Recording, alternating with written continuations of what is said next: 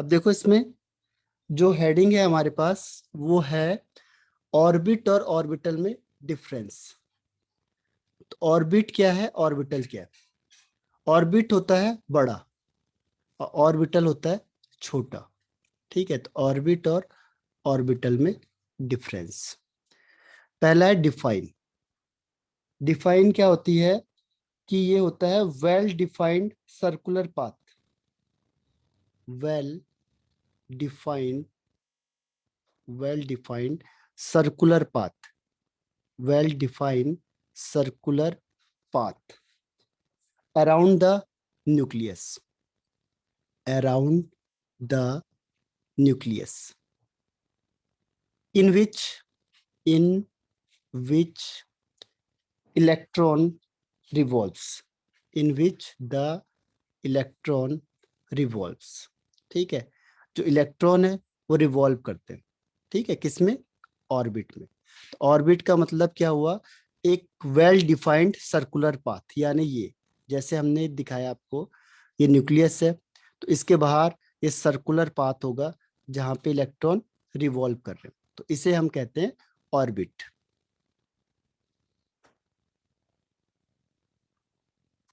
Clear? Yes sir. अब जो nucleus होता है, सॉरी ऑर्बिटल होता है, उसकी डिफाइन बता देता हूं पहले।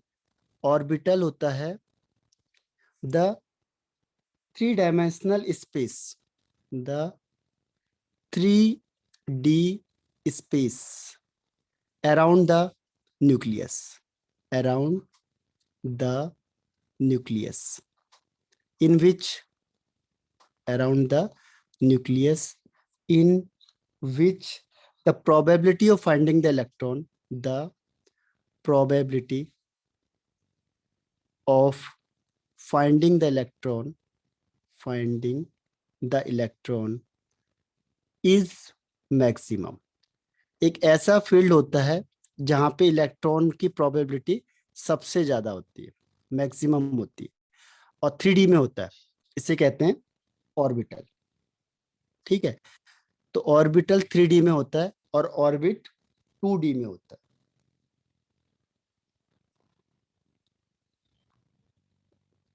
तो ये आ गया समझ में आपको पहला डिफाइन। जैसे हमने पी बनाया तो पी सेल ऐसे बनेगा। अब इसमें जो ये दोनों एरिया है, ये क्या है? स्पेस है, यहाँ पे इलेक्ट्रॉन की प्रोबेबिलिटी सबसे ज्यादा होगी। ठीक है, तो ये ऑर्बिटल हो गया, P orbital, S orbital. S के लिए हम क्या करेंगे? देखो ये है एस, तो इसमें इलेक्ट्रॉन की प्रोबेबिलिटी यहाँ ज्यादा होगी, बाहर नहीं होगी, यहाँ नहीं होगी, लेकिन इसके अंदर मैक्सिमम प्रोबेबिलिटी होगी, तो इसे कहेंगे हम ऑर्बिटल। पहली चीज समझ में आ गई? Yes sir. अब सेकंड पॉइंट आता है, देखो इसमें अब डिफरेंस ही देख लेते हैं। Orbital, orbit and orbital. पहला है डिफाइन, जो हमने अभी डिस्कस कर लिया। दूसरा आता है इसमें डायमेंशनल कौन सा है। तो इसमें देखो ये प्लेनर होता है, ये सर्कुलर होता है, यानी ये एक्चुअल में क्या होता है? प्लेनर मोशन करता है।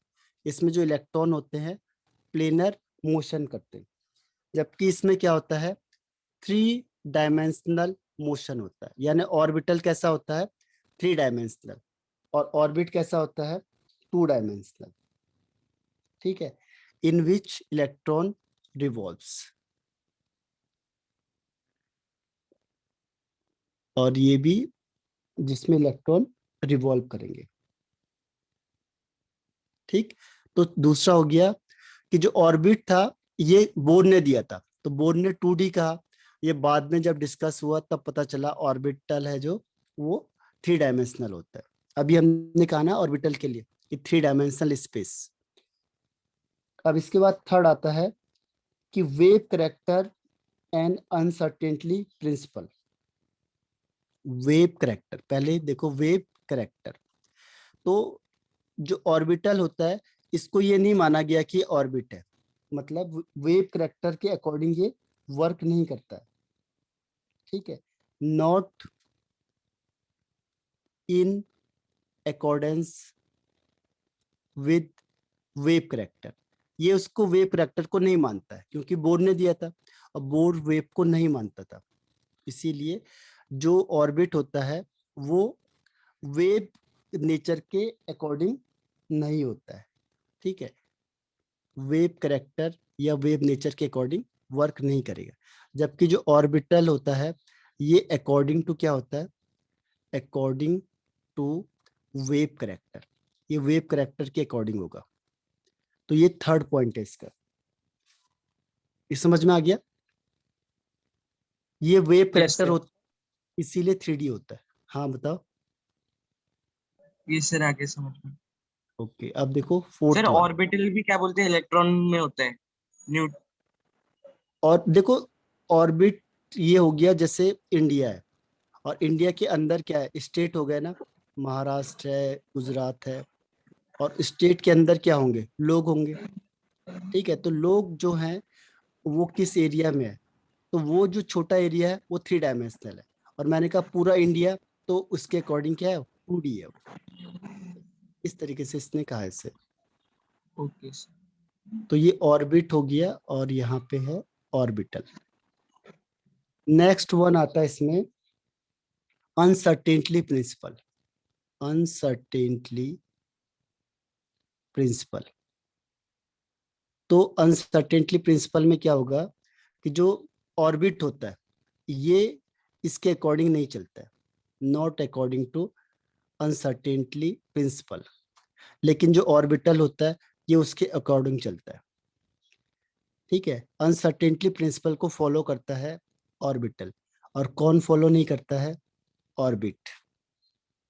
ठीक है, अभी मैंने आपको ये बताया था कि शेप, जो शेप होगा ऑर्बिट का वो सर्कुलर होता है। अभी हमने कहा था सर्कुलर पाथ, एक सर्कुलर होगा।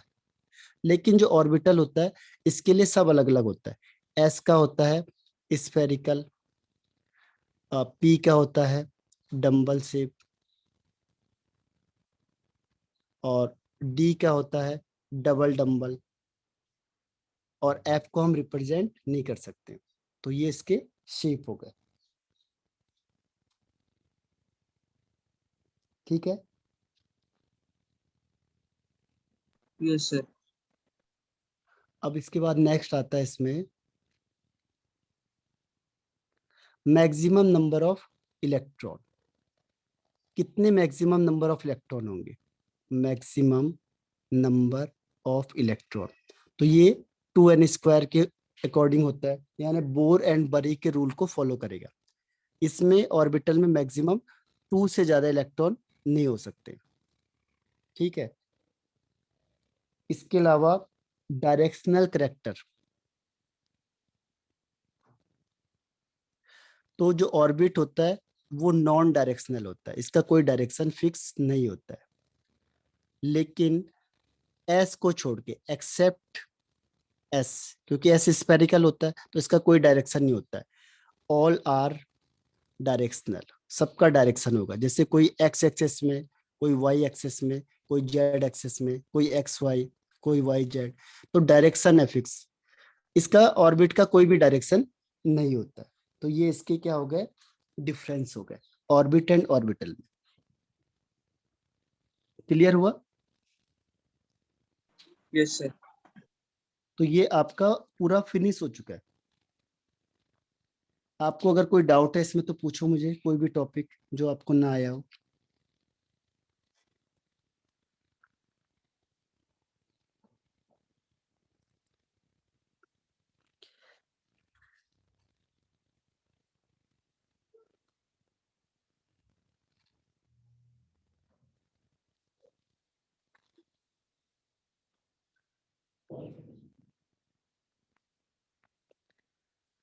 एक और बता देता हूँ तब तक आपको, तब तक आप सोचो।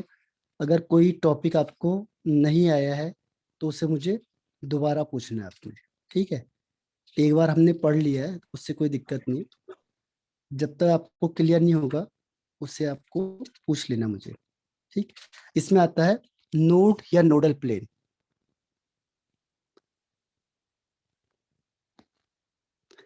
देखो, नोड या नोडल प्लेन। इसका मतलब क्या होता है? इसका मतलब होता है द पॉइंट या space in which the probability of finding the electron is zero. Electron की प्रोबेबिलिटी जीरो हो जाती है, तो वो क्या है? नोड है या नोडल प्लेन है। ठीक है, ये कैसे पता चलेगा? देखो, आपको स्ट्रक्चर से बताता हूँ। जैसे ये है, अब इसमें ये नोड है, इसे कहते हैं नोड या नोडल प्लेन। ठीक है, तो यहाँ पे इलेक्ट्रॉन होंगे नहीं, या तो इलेक्ट्रॉन ऊपर होंगे इस खाली जगह पे, या तो यहाँ पे होंगे। इलेक्ट्रॉन की प्रोबेबिलिटी यहाँ होगी, लेकिन यहाँ पे इलेक्ट्रॉन की प्रोबेबिलिटी जीरो होगी इस जगह पे। जैसे ये तो पी है, अगर डी बनाएंगे 1 2, तो इसमें ये वाला पॉइंट है, ये क्या है आपका? Nodal plane. ठीक है, तो नोडल प्लेन का मतलब क्या हुआ? एक ऐसा पॉइंट होगा, स्पेस होगा, जहाँ पे इलेक्ट्रॉन जीरो होंगे, यानी इलेक्ट्रॉन हो ही नहीं सकते। ये वाला पॉइंट है। ठीक है, उसे कहते हैं नोड।